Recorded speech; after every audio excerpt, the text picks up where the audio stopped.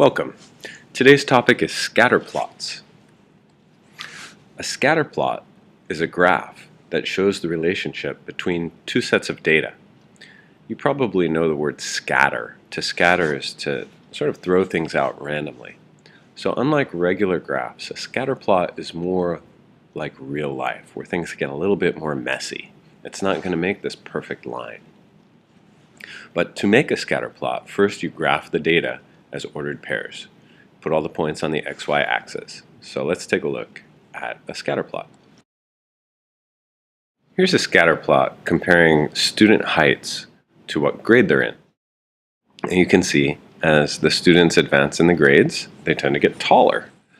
And so this is a positive correlation. As one set of values increases, the other set tends to increase. And if we were to try and fit a line to this data so that about half the points were on one side of the line and about half the points were on the other, I think this would be a pretty good line for this set of data. And when a line goes up like this, as you move from left to right, we call that a positive slope. So when a line is going up and you have a positive slope, that means you have a positive correlation between your two things that you're comparing here, in this case grade and height. A negative correlation is just the opposite. As one set of values increases, the other tends to decrease. And so in a negative correlation, when you go and fit a line to the data, about half of the points will be on one side and half on the other, and in this case, that line is moving downward from left to right. We call that negative slope, and this is a negative correlation. The other possibility is that there's no correlation, so the values show no relationship to one another. The British have a saying, it's like chalk and cheese, and that's their expression for meaning that things are very different from one another. They seem to have no correlation, chalk and cheese. So no line can be fit to the data when there's no correlation that's meaningful. So looking at these four lines, these are all drawn on the same set of data. Which one do you think makes the most sense as far as the red line fitting to the blue points? Well, if you selected B, then I think you did a good job. So what kind of correlation would that be? That's right. Negative slope means a negative correlation. It's sloping downward. Here's a set of data comparing hours of study versus test scores. So what kind of correlation do we have here?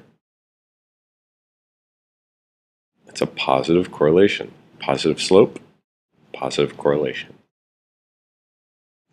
What type of correlation is there between the price of pens and the number sold? These are glow-in-the-dark pen sales.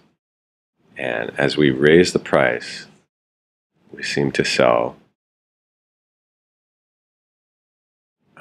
less of them. Negative correlation.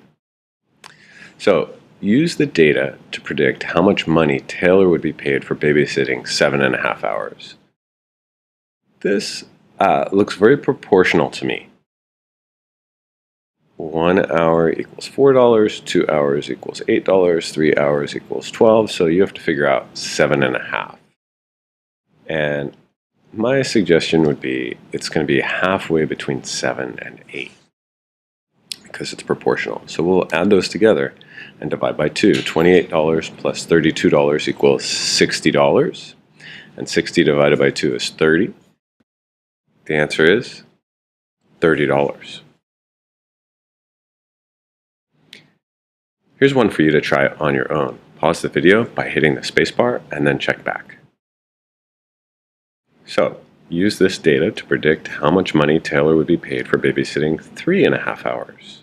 According to the data, Taylor would be paid blank for babysitting 3.5 hours. 3.5 is halfway between 3 and 4. So we're going to add the 12 plus 16, that equals 28, divided by 2 is $14. Taylor would get paid $14 for babysitting 3.5 hours. What kind of correlation would you expect to find between a city's annual snowfall amount and the size of its population? So how much snow falls in a year and the population of the city? Positive correlation, negative correlation, no correlation, impossible to say. The answer is no correlation.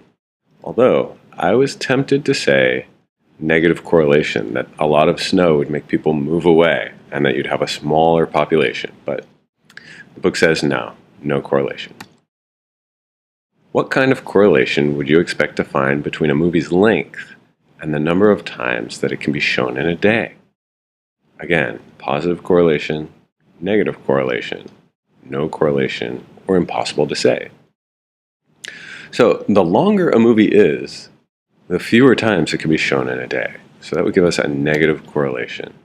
If you had a 24-hour long movie, it could only be shown once a day. A 12-hour long movie could be shown twice, and so on. So it's going to be the shorter the movie, the more number of times you can play it each day. What kind of correlation would you expect to find between an animal's mass and the number of calories that it consumes in a day? Positive correlation, negative correlation, no correlation, impossible to say. The larger the animal, the more mass it has, right? It's more massive. It's a big creature. It's going to eat more food.